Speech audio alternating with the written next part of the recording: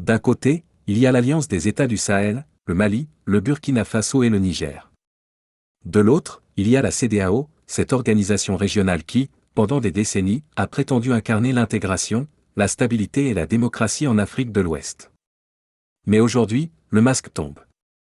Ce que nous voyons n'est pas seulement une crise diplomatique. Ce n'est pas simplement une tension entre trois pays sahéliens et une organisation régionale. C'est une fracture historique. Une fracture entre deux visions de l'Afrique. D'un côté, des États qui disent « Nous voulons reprendre notre destin en main, sécuriser nos territoires, rompre avec la dépendance étrangère et construire une souveraineté réelle, assumée, panafricaine. » De l'autre, des institutions régionales qui parlent de démocratie, mais qui, aux yeux de beaucoup d'Africains, protègent souvent davantage les régimes en place que les peuples eux-mêmes, et parfois même des intérêts néocoloniaux. Regardons les images. Au Sahel, les nouveaux visages du pouvoir sont jeunes, militaires, directs, parfois rudes dans le langage, mais portés par une partie importante de la jeunesse africaine qui aspire à la dignité. Le symbole le plus fort, c'est Ibrahim Traoré au Burkina Faso. Un capitaine devenu chef d'État, puis figure centrale d'un discours de rupture contre l'ancien ordre politique, militaire et économique imposé de l'extérieur. En face, on retrouve des présidents installés depuis longtemps. Des hommes en costume, souvent présentés comme démocratiquement élus, mais dont la légitimité est de plus en plus contestée par les peuples eux-mêmes. Prenons la Côte d'Ivoire. Alassane Ouattara a obtenu un nouveau mandat, mais pour une partie importante des Ivoiriens, ce mandat reste profondément contesté. Beaucoup considèrent qu'il viole l'esprit de la Constitution, parce que le principe de limitation du pouvoir aurait dû empêcher cette continuité politique, qui affaiblit la confiance populaire. Et lorsque les grandes figures de l'opposition sont écartées, lorsque des manifestations sont interdites ou réprimées, lorsque la compétition semble verrouillée avant même le vote, alors une question devient inévitable, peut-on encore parler d'une démocratie vivante, ou d'une démocratie de façade? C'est exactement là que se trouve le cœur du problème. Ce que nous avons vu aujourd'hui, c'est une manifestation qui a donné tort à tous les prophètes de malheur. On nous a demandé de reporter cette manifestation du 2 au 9, vous l'avez accepté. On nous a demandé de changer l'itinéraire du VGE à Yopougon, nous l'avons accepté. Et nous avons manifesté dans la paix, dans la discipline. Je tiens à remercier les militants de mon grand parti, le PDCI-RDA. Je tiens à remercier le président Laurent Gbagbo, toute la direction du PPACI, tous les militants du PPACI. Je tiens à remercier tous les militants sympathisants de tous les autres partis qui s'associent à notre mouvement pour faire cette année, du 9 août, la vraie fête nationale. La CEDEAO parle de démocratie. Mais les peuples demandent, quelle démocratie? Une démocratie où les constitutions sont modifiées selon les intérêts des dirigeants? Une démocratie où les présidents restent au pouvoir pendant 15 ou 20 ans? Une démocratie où les élections existent, mais où l'alternance devient presque impossible? Une démocratie où les peuples votent, mais ne changent jamais réellement de système, ni de destin. Si cette analyse vous parle, abonnez-vous maintenant à Selfa, mettez un pouce levé et écrivez en commentaire, selon vous, la CEDEAO protège-t-elle les peuples ou protège-t-elle les régimes? Votre avis est important, parce que cette chaîne est construite pour ouvrir le débat africain sans peur, sans compromission et sans tutelle. La rupture entre l'AES et la CEDEAO n'est donc pas une simple rupture administrative. C'est une rupture de confiance. Pendant longtemps, la CEDEAO a représenté l'espoir d'une Afrique de l'Ouest intégrée, libre circulation, coopération économique, médiation politique, sécurité collective. Sur le papier, tout cela semble noble, mais dans les faits, cela reste largement théorique. Mais sur le terrain, beaucoup de populations n'ont pas vu les résultats. Elles ont vu l'insécurité avancer. Elles ont vu des villages tomber. Elles ont vu des armées nationales affaiblies, souvent mal équipées, mal soutenues. Elles ont vu des sanctions économiques contre des pays déjà fragiles, frappant les civils plus que les dirigeants. Elles ont vu des sommets, des discours, des communiqués, mais peu de solutions concrètes pour les vies quotidiennes. Et surtout, elles ont vu une organisation régionale menacer plus rapidement des États en transition que les groupes armés qui massacrent les populations et pillent les ressources.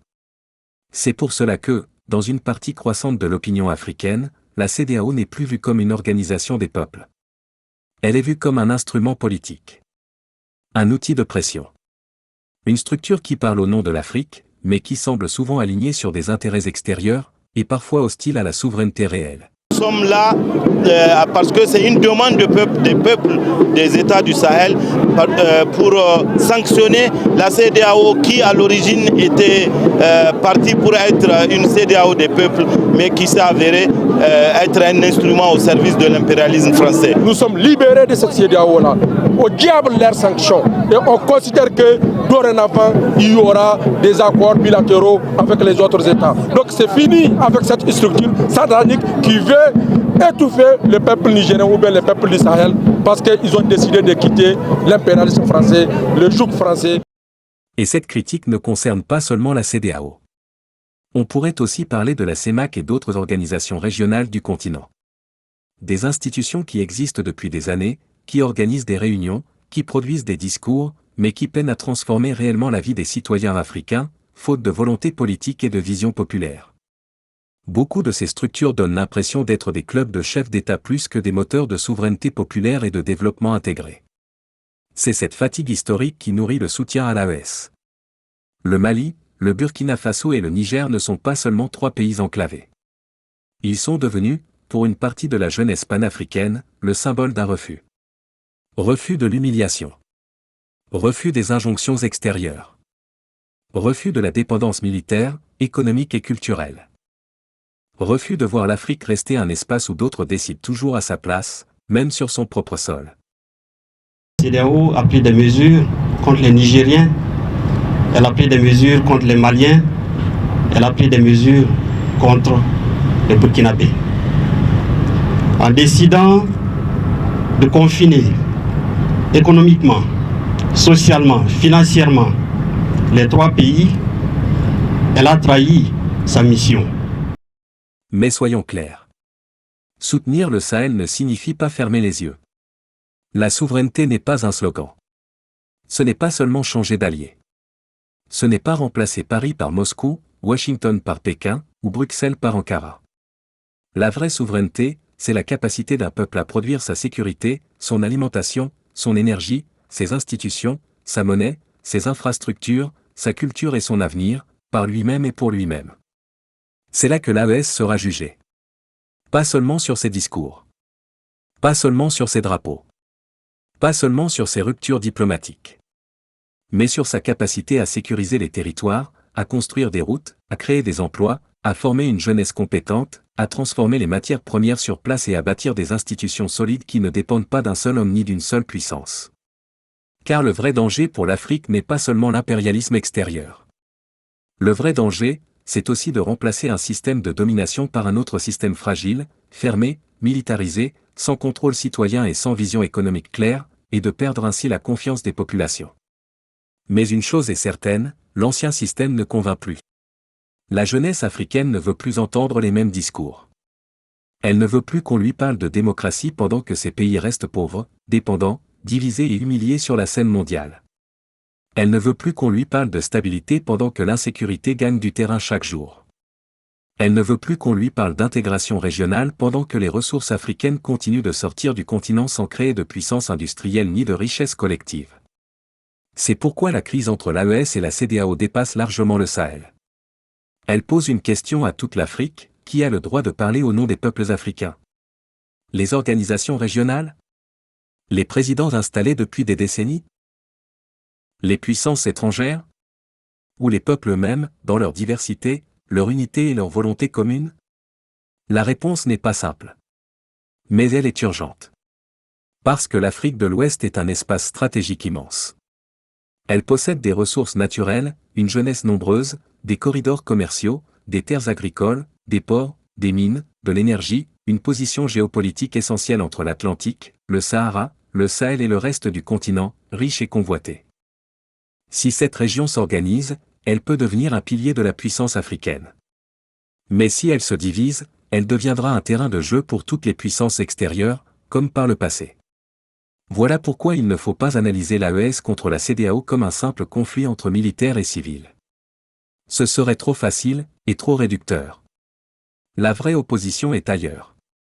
C'est l'opposition entre une Afrique qui veut conserver les anciennes structures, même lorsqu'elles ne produisent plus de résultats, et une Afrique qui veut rompre, même si cette rupture comporte des risques, des incertitudes et des sacrifices. C'est l'opposition entre la légalité formelle et la légitimité populaire. C'est l'opposition entre les discours institutionnels et la réalité vécue par les peuples dans leur chair et dans leur quotidien. Et c'est précisément pour cela que cette crise est si importante. Parce qu'elle oblige l'Afrique à se regarder dans le miroir, sans filtre, sans complaisance et sans faux-semblants. Si vous voulez que CELFA continue à produire des analyses panafricaines, indépendantes et sans langue de bois, soutenez cette chaîne maintenant, abonnez-vous, partagez cette vidéo, mettez un pouce levé et laissez un commentaire. Dites-nous clairement, êtes-vous du côté de la CEDEAO, du côté de l'AES, ou pensez-vous qu'il faut inventer un troisième chemin africain, plus audacieux, plus inclusif et plus souverain? Aujourd'hui, le Sahel envoie un message brutal au reste du continent, l'époque où les peuples acceptaient silencieusement les décisions prises au-dessus de leur tête est en train de finir, définitivement. Mais le Sahel doit aussi comprendre une chose, la colère peut ouvrir une porte, mais seule la construction peut bâtir une nation durable et prospère. La CEDEAO, elle, doit comprendre que l'autorité ne se décrète pas. Elle se mérite. On ne peut pas parler de démocratie en protégeant des systèmes qui empêchent l'alternance et figent le pouvoir. On ne peut pas parler d'intégration en punissant des peuples déjà fragilisés par la pauvreté et l'insécurité. On ne peut pas parler d'Afrique souveraine en donnant l'impression d'obéir à des agendas extérieurs, parfois contradictoires avec les intérêts profonds du continent. Et les peuples africains doivent comprendre que la vraie libération ne viendra ni d'une organisation régionale, ni d'un homme providentiel, ni d'un sommet international, ni d'une puissance étrangère. La vraie libération viendra d'une conscience politique nouvelle. Une conscience capable de dire non à l'ingérence étrangère, mais aussi non à la corruption locale et à l'impunité. Non à la domination extérieure, mais aussi non aux présidences éternelles et aux dynasties politiques. Non aux institutions inutiles, mais aussi non aux régimes sans responsabilité, sans transparence et sans vision. L'Afrique n'a pas besoin de choisir entre la soumission et le chaos. Elle doit construire un troisième chemin, souverain, discipliné, organisé, panafricain et tourné vers les peuples, vers leurs besoins et vers leur avenir commun. Voilà le vrai enjeu. AES contre CEDEAO, ce n'est pas seulement une crise régionale. C'est le début d'un grand débat africain sur la souveraineté, la légitimité et l'avenir du continent tout entier. Et au fond, la vraie question n'est pas de savoir qui parle le plus fort. La vraie question est simple, qui donnera enfin aux peuples africains la sécurité, la dignité, la liberté et la puissance qu'on leur promet depuis des générations, et qui jusqu'ici leur ont toujours été refusées. Nous sommes ici. Au plus près de la réalité quotidienne. Ici. Là où vivent les populations. Là où les attentes ne sont pas abstraites. Là où les besoins ne sont pas théoriques. Ils sont réels. Concrets. Urgents. Visibles. Ici. On ne parle pas de chiffres. On parle de vies humaines. Inutile de multiplier les discours. Inutile d'enrober les faits. Il suffit d'ouvrir les yeux. Devant nous, se dresse un hôpital. Un hôpital public. Un hôpital du peuple. Un hôpital conçu pour soigner. Pour accueillir. Pour sauver des vies. Mais un hôpital ne fonctionne jamais seul. Un hôpital ne se résume pas à des murs et à des toits. Il dépend de tout ce qui l'entoure. De son environnement. De son accessibilité. Des routes pour y arriver. Des voies pour circuler. Des espaces pour stationner. Sans cela, le système s'asphyxie. L'une des spécificités de ce CHU, qui mérite d'être mise en lumière, est sans conteste sa salle d'imagerie interventionnelle cérébrale et cardiovasculaire. La salle Phéno Actis Siemens, qui est installée ici même au CHU de Pala, est une salle de dernière génération. Elle serait la première à être installée dans la sous-région. Et ce chantier en est la preuve concrète. C'est une initiative présidentielle forte. Visible. Utile. Structurante. L'hôpital de référence de Bobo-Dioulasso n'est pas seulement un hôpital local. C'est un hôpital régional. Un hôpital stratégique. Un symbole de souveraineté sanitaire. Ce que nous voyons ici doit devenir un modèle. Car construire un hôpital, ce n'est pas seulement bâtir des murs. C'est penser les routes, les parkings, les accès, La dignité humaine. Aujourd'hui, nous pouvons être fiers. Fiers de ce chantier. Fiers de cette vision. Fiers de cette transformation. Faso Mebo n'est pas un slogan. C'est une action. C'est du concret. C'est maintenant. Et c'est ainsi que se construit la nouvelle Afrique du Sahel. L'inauguration de cet hôpital de haut standing vient donc nous prouver la capacité de certaines nations à se mettre au-dessus de toutes les considérations et tisser une amitié forte avec le Burkina Faso. Ceci est le fruit du partenariat entre le Burkina Faso et la République populaire de Chine.